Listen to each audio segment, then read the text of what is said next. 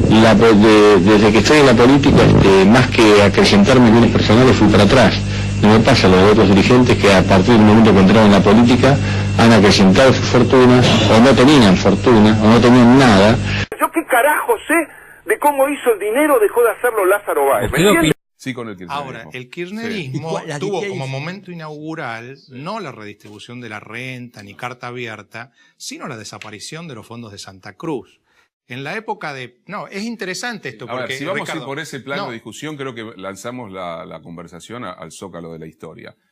Vamos a discutir que la corrupción, eso tenés ganas de no, discutir. porque, digamos... Yo qué carajo sé de cómo hizo el dinero, dejó de hacerlo Lázaro Báez, ¿me entiendes? Como estamos muy ya sobre el Sí, final del programa, no quiero que te escapes sin hacerte una última Por pregunta. favor, siempre que no sea capciosa. No, te pido. no. Preguntame, no me creo preguntes que- por el dinero de los Kirchner, No, porque te la voy a verdad me preguntar niego por a una- responderlo. Bueno, Me niego, no me interesa. sería No me buenísimo que interesa. tuvieran posibilidad No de me interesa, y responderlo, tenemos pero- todo lo que quieras, pero no me interesa. No, pero... Yo qué carajo sé, yo qué carajo sé, yo qué carajo sé, yo qué carajo sé.